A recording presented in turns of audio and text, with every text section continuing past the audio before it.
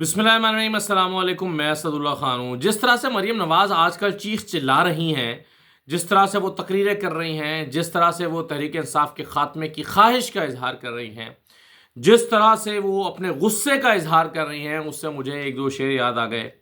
एक शेर तो यह है कि चिरागे सहर बुझा चाहता है, चिरागे सहर बुझा चाहता है, टिमटिमाती हुई लौ ये बतला रही है। और इकबाल का शेर तो आपने सुन ही रखा होगा कि कोई दम का मेहमान हूँ ए अहले महफिल, कोई दम का मेहमान हूँ ए अहले महफिल, चिरागे सहर हूँ बुझा चाहता हूँ। तो जब किसी दिए ने बुझना होता है तो उसकी लौ टिमटिमाती है, फड़फड़ाती है। वो दिया बुझने से पहले ज़रा फड़फड़ाता है और उसकी फड़फड़ाहट बताती है कि बस ये अभी बुझा चाहता है, बुझने लगा है। नून लीग का भी यही हाल है।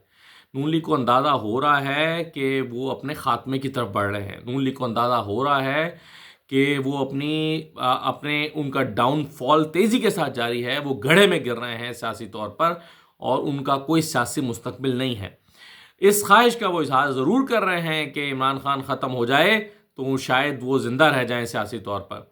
लेकिन मैंने कल एक्सप्लेन किया था कि ये मुमकिन नहीं है, ये मुमकिन नहीं है। हो सकता है कोई और उठे और वो उस तूफ़ान को, अगर फ़र्ज़ कीजिए मरीम की ख्वाहिश पूरी हो भी जाए, फ़र्ज़ कीजिए कि मरीम नवाज़ की ख्वाहिश के मुताबिक तहरीक इंसाफ पर पाबंदी लग जाए, इमरान खान को सियासत से बाहर कर दिया जाए, तो भी कोई और उठेगा, इस रैले को, इस सैलाब को अपनी जानिब धकेल कर ले जाएगा। नून लीग के हिस्से में वो नहीं आएगा। नफ़रत इतनी शदीद हो चुकी है नून लीग से कि इन्हें अंदाज़ा नहीं है।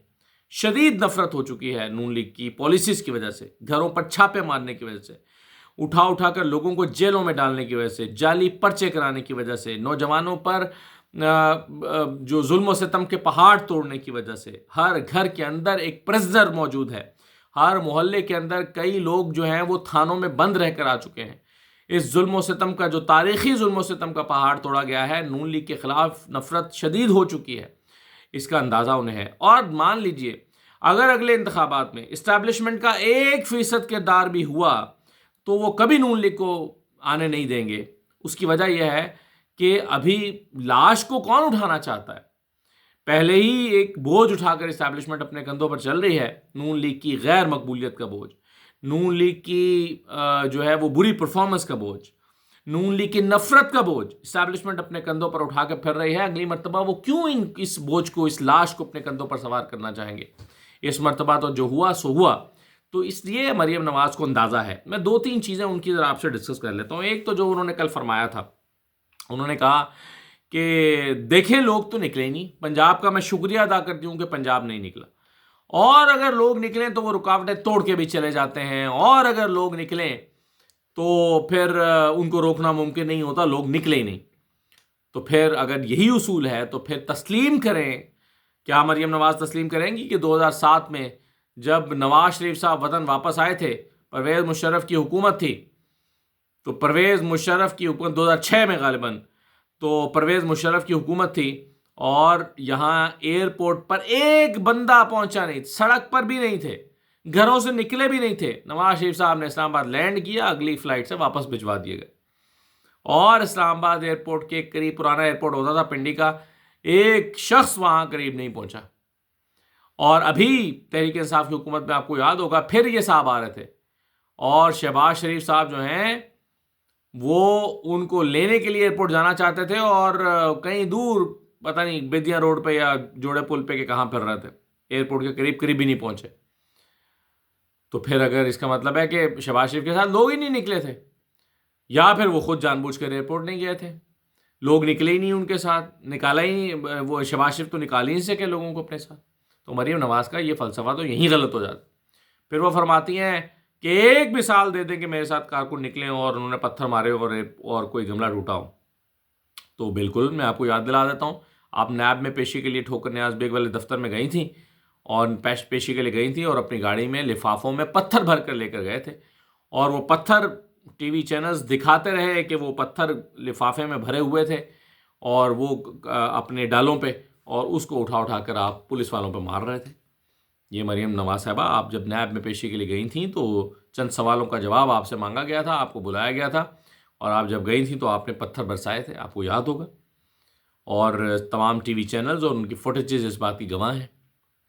اور کل تو حد ہی ہو گئی مریم نواز نے اپنی تقریر میں جو نوجوانوں کے ساتھ وہ کر رہی تھیں، اور پنجاب یونیورسٹی تھی غالباً، نوجوانوں کے ساتھ وہ بات کر رہی تھیں اور کہہ رہی تھیں کہ نوجوانوں میں دیکھنا چاہتی ہوں کہ آپ کے ہاتھ میں یہ پتھر نہیں ہونے چاہیے، ڈنڈے نہیں ہونے چاہیے، کتابیں ہونی چاہیے، اور شاباش یہ آپ کا مستقبل ہے کیا؟ بھئی نوجوانوں کے ساتھ تو مخاطب ہونا مریم نواز کو چھوڑ دینا چاہیے، کیونکہ نوجوان تو نون لیگ کے ہاتھ سے نکل چکے ہیں، نوجوان نکل چکے ہیں۔ نوجوانوں پر جتنا ظلم و ستم کیا گیا ہے، جتنے ان پر پرچے کیے گئے ہیں، جتنا ان پر میں پہلے بتا چکا، اس کے بعد نوجوان تو کوئی ہمدردی نون لیگ سے نہیں رکھتا، جو گراؤنڈ پر ہم دیکھتے ہیں، جو گراؤنڈ پر ہمیں نظر آتی ہے۔ اور نوجوان آج کیا مانگ رہا ہے؟ کاشف عباسی نے بڑا صحیح جملہ کل کہا اپنے پروگرام کے انٹرو میں۔ کاشف صاحب نے کہا کہ نوجوان آج سب سے بڑی جو ڈیمانڈ کر رہا ہے وہ رائٹس ہیں، حقوق، وہ اپنے حقوق مانگ رہا ہے۔ نوجوان چاہتا ہے کہ جس کو ووٹ ڈالے اس کو حکومت ملے۔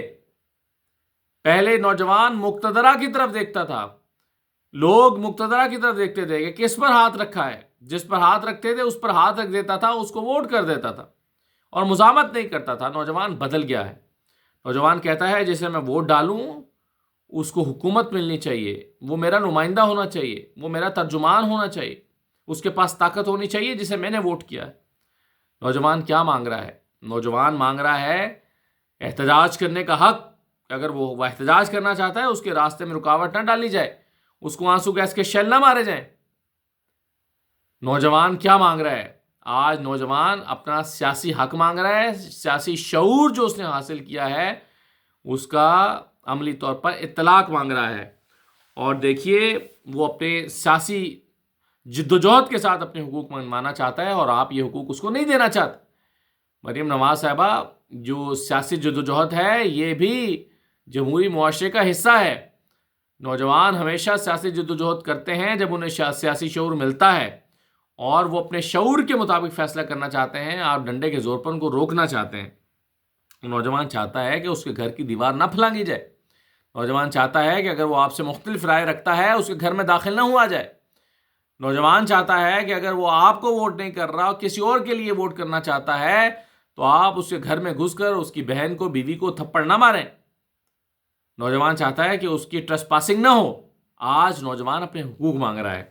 اور دیکھیے جو نوجوان آج، آپ کہتی ہیں آپ کے ہاتھ میں کتاب ہونی چاہیے، آپ کے ہاتھ میں قلم ہونا چاہیے، مریم صاحبہ نے کل یہی فرمایا نا نوجوانوں سے خطاب کرتے ہوئے۔ تو نوجوان انٹرنیٹ کی ایکسیس مانگ رہا ہے، نوجوان کہہ رہا ہے کہ میں نے تعلیم حاصل کی ہے، مجھے اب اس کی اپلیکیشن کرنی ہے، مجھے اب اپنے سافٹ ویئر ڈیولپمنٹ کا کام کرنا ہے، میں نے تو تعلیم حاصل کی ہے، مجھے اس کو اپلائی کرنا ہے، مجھے انٹرنیٹ چاہیے، اور آپ اس کو انٹرنیٹ دینے سے انکاری ہیں، آپ اس کو انٹرنیٹ نہیں دینا چاہتے۔ تو مریم صاحبہ، نوجوان بدل چکا ہے اور آپ کے ہاتھ سے نکل چکا ہے، اس حقیقت کو تسلیم کر لینا چاہیے۔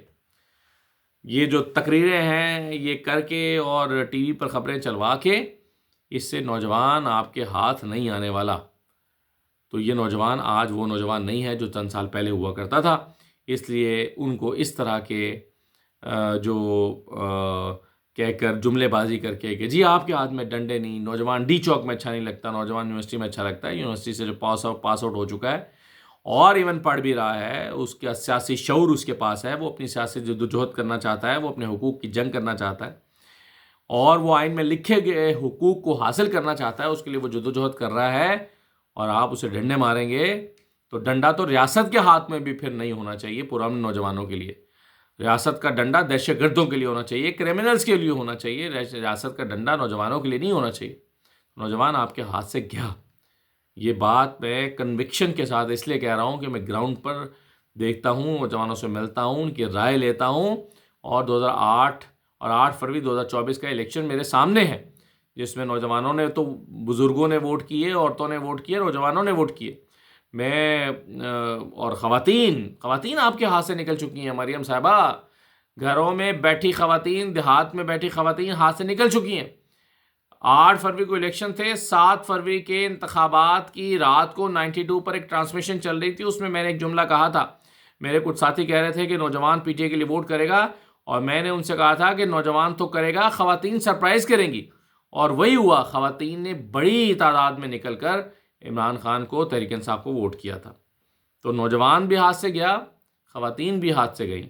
مجھے نہیں پتا کہ اب کیا صورتحال آپ کو ووٹ دینے والے کون بچے ہیں. علی امین گنڈا پور صاحب، اچھا عمران خان کی ذرا میں بات کر لوں. دیکھیں عمران خان سے کو بہت ساری آفرز، صاحبزادہ حامد رضا نے کہا کہ عمران خان کو حکومت نے ڈیل آفر کی، بار بار ڈیل آفر کی اور کوشش کی کہ عمران خان ڈیل لے لے، این آر او لے لے. عمران خان نے انکار کیا. تو اب عمران خان کو آپ کیا آفر کرتے ہیں یہ دیکھنا پڑے گا. یعنی کیا عمران خان کے صرف وعدوں سے ٹل جائے گا کہ بھی خاموش بیٹھو، باہر نکال دیں گے، ابھی 8 فروری کے مینڈیٹ کی بات نہ کرو، چپ کر جاؤ، جلسے جلوس نہ کرو، حکومت کو ڈی ریل نہ کرو، لانگ مارچ نہ کرو، نکال دیں گے. کیا عمران خان ان وعدوں سے بات مان جائیں گے؟ مجھے نہیں لگتا. مجھے لگتا ہے کہ عمران خان چاہیں گے کہ عملی طور پر کچھ دیں، عملی طور پر تحریک انصاف کو ریلیف دیں، تحریک انصاف کے لیے کچھ کریں، کارکنوں کو چھوڑیں، رہائی عمل میں لائیں، الیکشن کی تاریخ کا اعلان کریں، لائحہ عمل پورا دیں، اداروں کو انوالو کریں. عمران خان یہ سب چاہتے ہیں اور اس کے بغیر مجھے اب یہ ہوتا ہوا نظر نہیں آ رہا. تو یہ اس کے علاوہ کوئی چارہ بھی نہیں ہے. علی امین گنڈا پور نے وزیر اعظم کو خط لکھا کل، اور اس میں انہوں نے کہا کہ اسلام آباد میں پشتونوں کے خلاف جو آپریشن ہو رہا ہے اس کو فوری طور پر روکا جائے. اس پر یہ خط بنیادی طور پر بطور احتجاج لکھا گیا ہے، رجسٹر کرانے کے لیے کہ آپ پشتونوں کے خلاف کریک ڈاؤن کر رہے ہیں، اور کر رہے ہیں.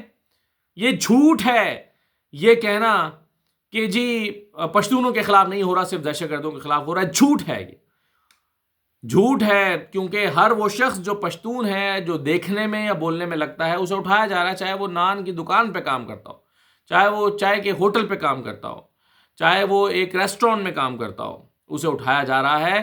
اور بعض لوگوں کو پیسوں کے عوض چھوڑا جا رہا ہے، اور بعض لوگوں کو 25 اور 26 کے واقعات میں ڈالا جا رہا ہے، ملوث کیا جا رہا ہے. تو آپ ابھی نوجوانوں کی بات کر رہے ہیں، تو یہ نوجوان ہیں جن کے خلاف کریک ڈاؤن شروع کر رکھا ہے. تو علی امین گنڈا پور نے احتجاجاً یہ خط لکھا ہے وزیر اعظم کو، اور کہا ہے، اس پر تشویش کا اظہار کیا اور کہا ہے کہ فوری طور پر کریک ڈاؤن بند کیا جائے اور بے گناہ لوگوں کو رہا کیا جائے. آل پارٹیز کانفرنس آج ہونے جا رہی ہے. علی امین گنڈا پور صاحب اس کی میزبانی کر رہے ہیں. تحریک انصاف نے اس میں نہ جانے کا فیصلہ کیا، اور میرا خیال ہے موجودہ حالات میں یہ درستی فیصلہ معلوم ہوتا ہے. کیونکہ ایک طرف آپ کریک ڈاؤن کر رہے ہیں، آپ نے سینکڑوں ہزاروں کارکنان اٹھا رکھے ہیں پی ٹی آئی کے، کچھ مسنگ ہیں، کچھ غائب ہیں، کچھ تھانوں میں ہیں، کچھ کا پتہ چل گیا ہے، کچھ کا نہیں پتہ چلا. اور ایسے میں تحریک انصاف آپ کی آل پارٹیز کانفرنس میں چلی جائے، کیسے چلی جائے، کیوں چلی جائے؟ تو تحریک انصاف کا فیصلہ کہ وہ اس آل پارٹیز کانفرنس میں شرکت نہیں کریں گے، موجودہ حالات کے تناظر میں یہ ٹھیک لگتا ہے. ہاں اگر سیاسی ماحول بہتر ہو، بات چیت کا آغاز ہو رہا ہو، چیزیں بہتری کی طرف جا رہی ہوں، تو پھر ضرور اس طرح کی آل پارٹیز کانفرنس میں شرکت کرنی چاہیے. اجازت دیجیے، اللہ حافظ.